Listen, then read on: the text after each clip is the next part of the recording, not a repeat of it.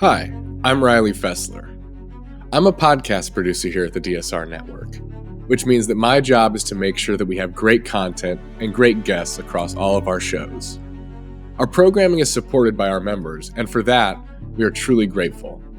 I hope that you'll consider becoming a member to support the work that we do. Members receive an ad-free listening experience, bonus content for nearly all of our shows, early access to episodes, enhanced show notes, and access to our exclusive DSR Slack and Discord communities. Membership is just $7 per month or $70 per year. To become a member, please visit thedsrnetwork.com/buy. That's thedsrnetwork.com/buy. Thank you very much for your support.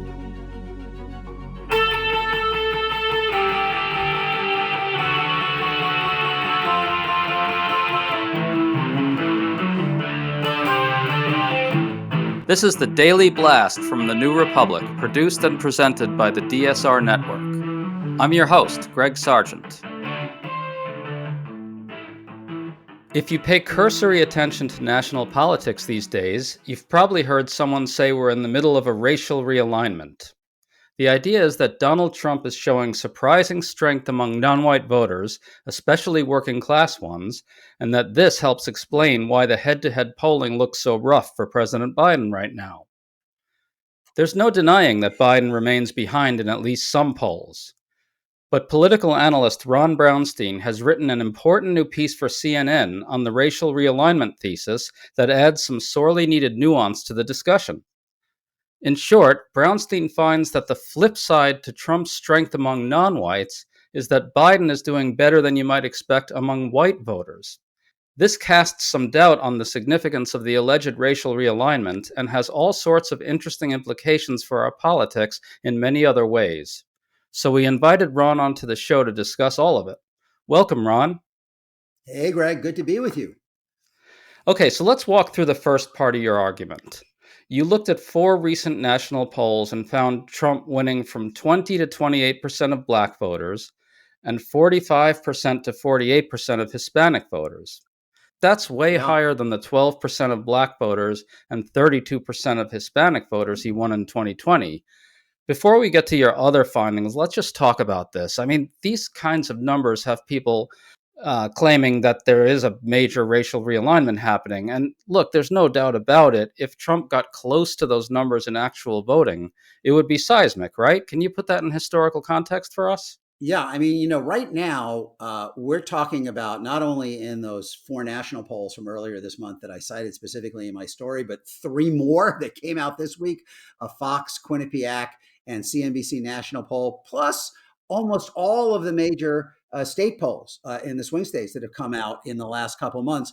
We are talking about Trump at this point, 7 months from the election, polling better among black and Hispanic voters than any Republican presidential nominee or incumbent president in the post-civil rights era. I mean, you have to go back to Eisenhower and his numbers among black voters, or maybe Nixon in 1960 and his numbers among black voters. I mean, Trump, we're talking better among Hispanics than George W. Bush and better among black voters than Ronald Reagan. There's a lot of debate. I mean, there are Democratic pollsters who focus on minority communities, who question the accuracy of these numbers.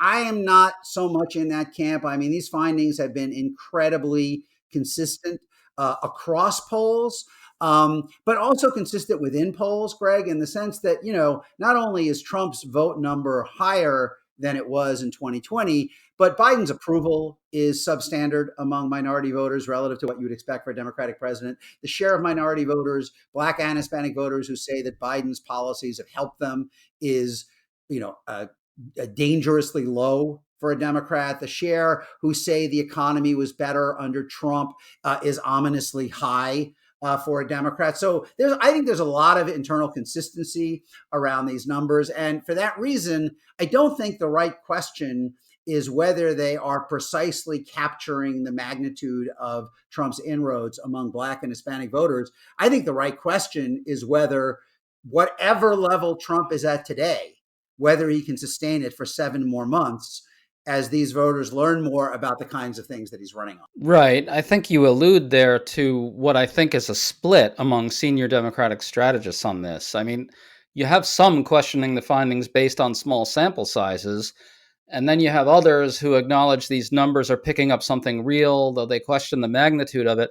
I tend to agree with you and come down on the latter side of that. It seems like it's real to me, at least right now.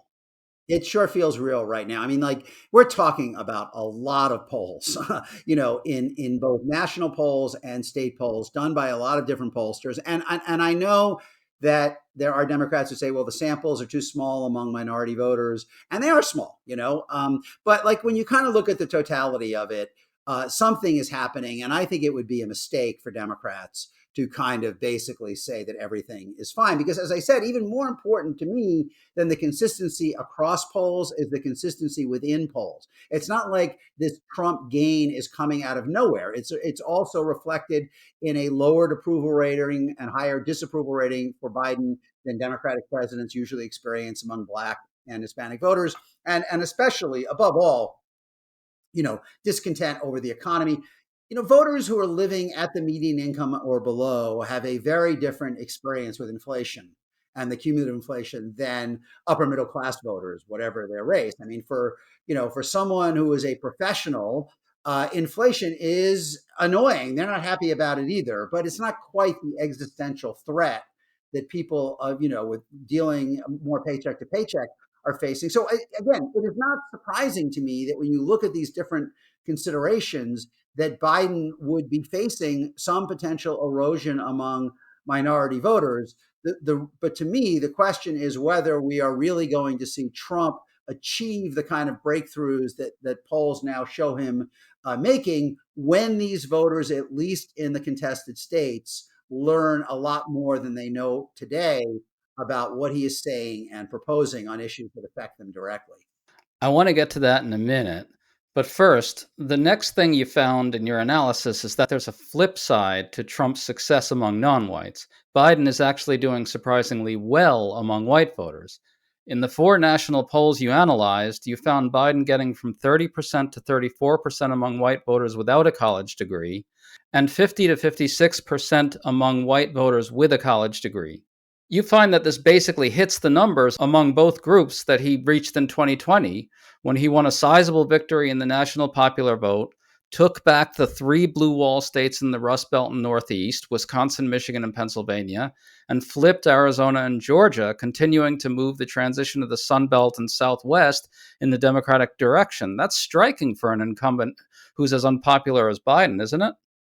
Yeah, no. Biden, right now in polling, in a broad array of polling, including the 4 that you mentioned, the national polls, as well as the 3 that I cited that came out this week, and almost all of these swing state polls, with one prominent exception that I can think of, Biden is essentially matching his 2020 number among white voters when, as you point out, he won these places and he won the national popular vote. In some of these polls, he's down slightly among non-college whites, but I think less than you would have expected, given that they are also, in that kind of vector where inflation is the biggest source of pressure. I mean, he's running. He got 32%, I think, of the national popular vote among non-college whites in the exit poll, and he's basically right there in most national polling. And there are multiple polls, both nationally and in the states, that have him doing even better than he did in 2020 among college educated white voters. And that doesn't shock me in the sense that we can forget because we've been living with it, but January 6th happened after the 2020 election.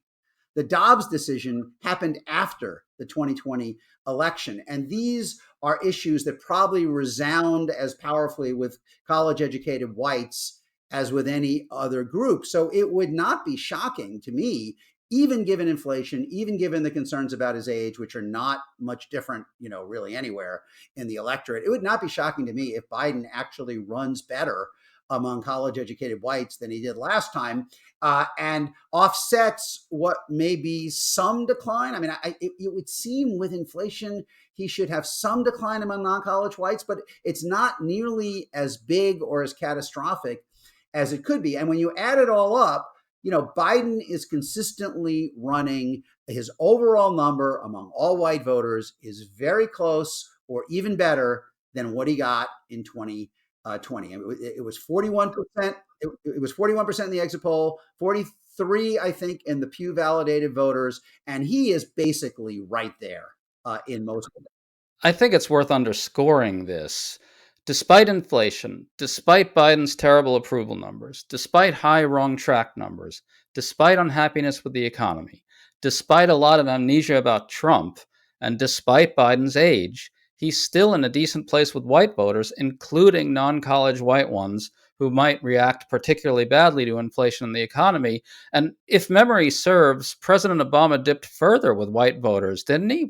And I'm not aware of any polling that any of these national polls that have him really slipping, significantly. I think like even the New York Times Siena, which is often tough on non-college voters for Democrats, had him at 30% of non-college whites. Biden, so almost unchanged from where he was in 2020, and that if Biden can do that.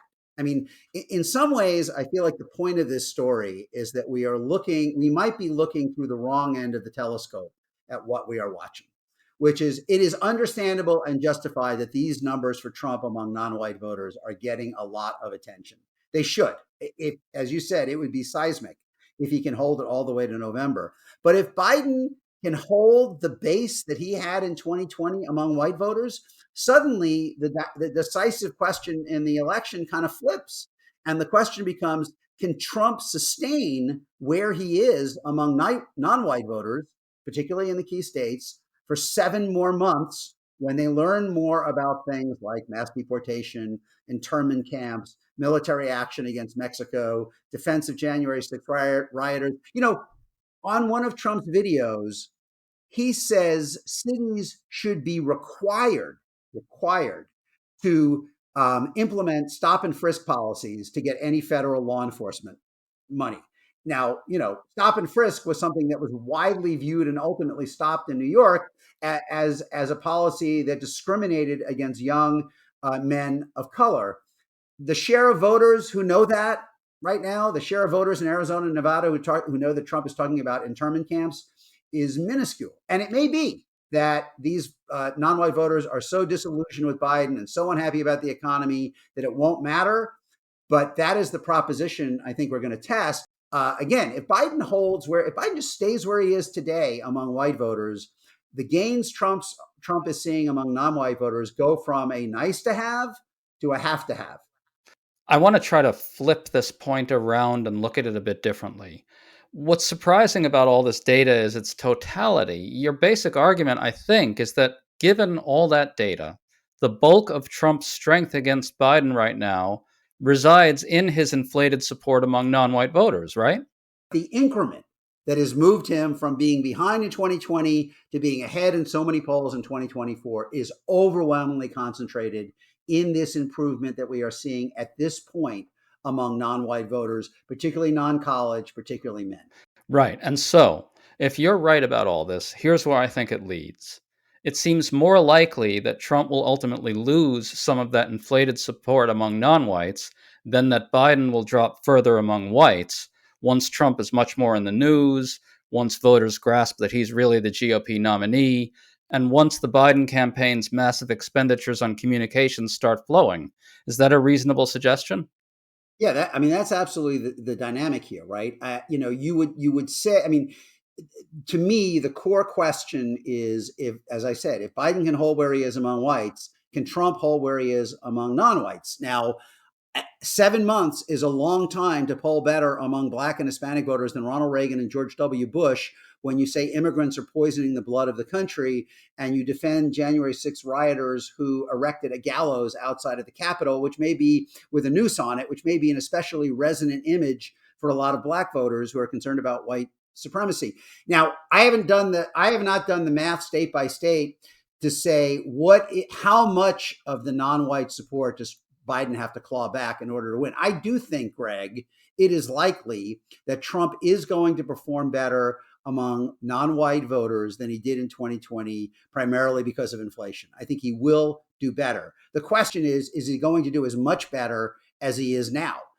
I think if you're Biden, you'd rather have your deficit be based on people who have voted for you in the past defecting in the spring than if he was down to 27% among non-college whites, where it might be harder to win them back. Yes, and I think in all this you can kind of discern another side to the Trump effect, and another side to the realignment thesis, such as it is, right? If it's true that Biden is unlikely to drop among whites, it's because Trump has already squeezed all the juice out of the non-college white vote that he can squeeze. And because Trump has so badly alienated educated whites, the suburban voters, especially women we talk about constantly, making it hard for him to put a dent in Biden's support among white voters. Yeah, I mean, I think the variable would be whether Trump can find a way to push Biden down those 2 or 3 critical points from his level among non-college whites in 2020 to Hillary's in 2016. I think she was at 29 and he was at 32. That would be an opportunity for Trump. But as you say, Biden is not Hillary Clinton. He has spent a lot of time and effort on creating blue collar jobs. I mean, every speech he gives, he talks about every time he goes to these plants that are opening, and they are opening, over $600 billion in private sector investment. I think new plant construction is contributing more to GDP than it has since the 1960s. There are plants opening in Arizona and in Ohio and in Michigan. I mean, a lot of them are opening in red states. But when Biden goes there, he always talks about, in something that I as I've said, I never heard from Bill Clinton or Barack Obama. Joe Biden always talks about how many jobs he's creating that don't require a college degree. And he also talks at something I've never heard from any other president about how important it is to create jobs in small towns so kids don't have to move away for opportunity. Right now, he's not going to crack the cultural and economic discontent that is going to let Trump win, something in the order north of 60%, close to 2/3 of non-college whites. But can he hold a third of them with those kinds of arguments and record? That's what he's showing right now. And if he does that, if he does that, and as I said, he is in position. I would not be surprised at all if his college white number is better than it was in 2020, because January 6th and Dobbs had not happened by 2020. So you're in position to do slightly better among white voters overall, potentially. And as I said, the likelihood is that he's going to do at least slightly worse among non-white voters. And the question is that slightly worse as bad as it looks today, or a lot better by November? Right. And at the same time, Trump is kind of uniquely positioned to lose support among non-whites for all the reasons you said, right? Which is that he's got this long record of saying heinous racist things. But in addition to that, there's also the possibility that a lot of non-white voters, particularly young ones, the ones we talk about as drifting away from Biden, aren't paying close attention and aren't yet aware of or focused on some of those big liabilities, like the mass deportations, the promise to pardon the January 6 rioters. And by the way, we should mention the criminal charges here, which non-white voters take very seriously, according to the polls I've read. Yeah, look, Biden's problems with younger non-white voters are real. I'm sure you've talked about them on other podcasts. As I say, there's an internal consistency to these findings of Trump making unprecedented inroads. But we are talking about a candidate who started his political career with the birther racist slur against Obama, who launched his presidential campaign talking about rapist Mexican, migrants as criminals, and rapists, who now is saying that immigrants are poisoning the blood of the country and describing his opponents as vermin. As well as a policy suite of proposals which go beyond the immigration and criminal justice that we've been talking about. Repealing the ACA is a big thing in minority communities, and block grant, ending the Medicaid expansion, and all of these things. He might run better among these voters than W. Bush or Reagan, better than any Republican in 65 years, maybe. But it's an untested proposition because so few voters know much about this. And I think the groups that focus in these communities, are going to, by November, there are going to be a lot more Mexican American voters in Arizona and Nevada that know that Donald Trump wants to undertake unilateral military action against Mexico than know that today. The Culinary Workers Union and the community groups are going to make sure that happens. So maybe it doesn't overcome their disappointment in Biden or feeling squeezed about inflation, but I've got to think it has some effect. And like I said, the question is, what is that point between where Trump is today and where he was in 2020, where Biden is still able to hold those states? Or more, even more, I think more to the point, is what is the point among Black voters in Michigan, Pennsylvania, and Wisconsin? Because those are the states that are probably his clearest path to 270. And those are states where I think he is almost certain to run better among college whites than he did in 2020. States where voters have gone to great lengths to ensure that abortion remains legal. And I think they're going to be reluctant to vote for Trump on the grounds that he might supersede all of their efforts by banning abortion at the national level. So, Biden can probably withstand some erosion in Black communities in those states, either in turnout or margin, but not as much as he's experiencing today. So that's really the question. Can he get that back to a point where improvement among college whites is enough to offset it? I think that point about college whites explodes another narrative. There's a certain type of centrist pundit like James Carville who keeps telling us that Democrats' social liberalism and their overly permissive stance on immigration are alienating working class voters. Even if you accept that, your analysis raises a counterpoint, which is that Biden's support among educated whites is also critical to any winning Democratic coalition. And he has to keep up his support among that demographic too. I think Michael Podhorzer has made a version of that. But what I take from it is the kind of analysis that says only working class voters matter is blinkered in a really critical way by your reading. His support among educated whites is also central to keeping his support among whites overall at levels that would enable Biden's coalition to prevail. Right. Look, I give James a lot of credit because he was out there early when very few people wanted to acknowledge it, saying, "Hey, Democrats, we've got problems in this election." Right. That was kind of his message to Democrats, and I think he did kind of light a fire under a lot of people by pointing out the resistance that Biden is facing among key groups in the Democratic coalition. But you're right, basically. I mean, there is the focus solely on some of the cultural issues that may alienate elements of working class communities across racial lines, can obscure the fact that Republicans are out on an unsustainable limb on issues like abortion and gun control and book bans in white collar communities. And you look at the margins that Gretchen Whitmer posted against a kind of MAGA type Republican in Oakland County and in Ann Arbor and around Grand Rapids. I mean, they were crushing.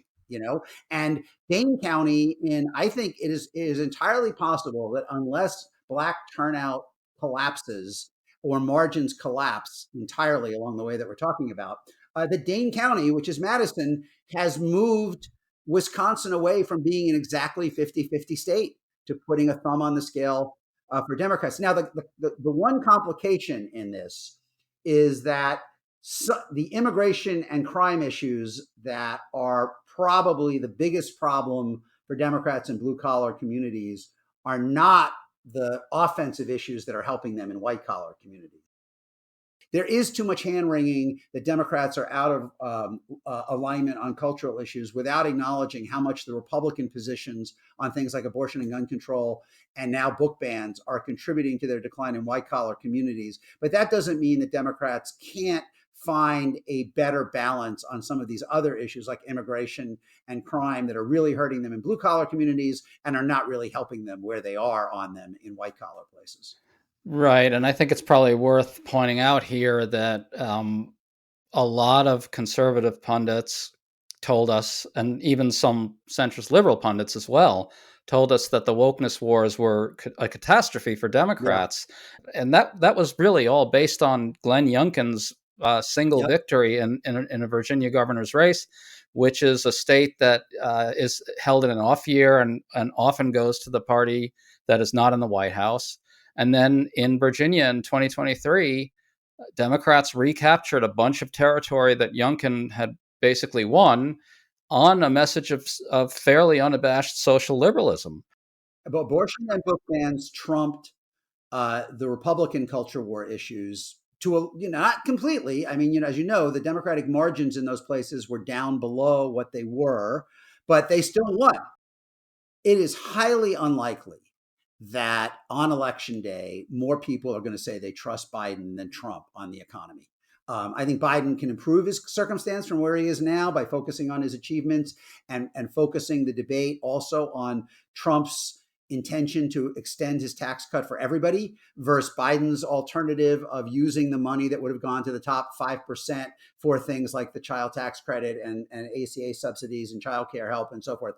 Biden can reduce his deficit on the economy, but I don't think he's likely to close it entirely, which means that there are going to have to be, if Biden is going to win, there have to be people across racial lines who think that Trump is better for their bottom line, who vote against him anyway, because they view him as such a threat to their rights and their values and their interests. And ultimately, if Biden wins, it is going to be more on a cultural affinity democracy scale, I think, than on I'm on your side economic scale.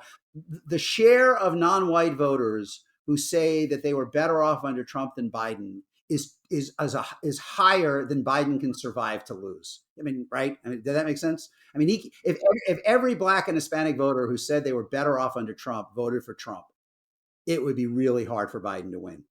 So that means he has to win them back on other grounds. And fortunately for him, Trump is giving him a lot of other grounds to win them back on. Right. I mean, I think it's a broad suite of things. It's abortion, it's democracy, it's LGBTQ, it's guns, it's book bans, and white nationalism. People ask me all the time, why isn't this hurting Trump? Why isn't that hurting Trump? Why are indictments hurting Trump? And I said, my answer is, it all is hurting Trump. Okay. What we saw in 2022 was an unprecedented number of voters who disapprove of Biden still voting for Democrats because they found the alternative unacceptable. And if you look at polls today, Biden is running 7-8 points often better in the horse race against Trump than he has in his own approval rating. The Biden approval rating might be 38 and his vote against Trump might be 45 or 46. That's unprecedented for an incumbent. That's the measure of how much all of this stuff is hurting Trump, in that there are literally millions of people who are saying, I don't think Biden is doing a great job, or worried he's too old, but I'm going to vote for him anyway because Trump is unacceptable. If you accept that it's more likely that Trump will deflate among non-whites than it is that Biden will sink among whites, then Trump's polling numbers right now mask what is clearly a weakness on his part. Yeah, the way I'd phrase it is that his lead is now dependent on him doing something that no Republican has ever done: run in the mid-20s among Blacks and in the mid-40s among Hispanics. And when your lead depends on something that's never been done, it's inherently a little shaky. You might do it, and Biden might, erode at least a little among whites. But at this point, Trump's lead depends on him doing something that's never been done. And that's always a little dicey. And he's Donald Trump. Ron Brownstein, thanks for coming on with us today. It was a great discussion. Thanks for having me. You've been listening to The Daily Blast with me, your host, Greg Sargent. The Daily Blast is a New Republic podcast and is produced by Riley Fessler on the DSR Network.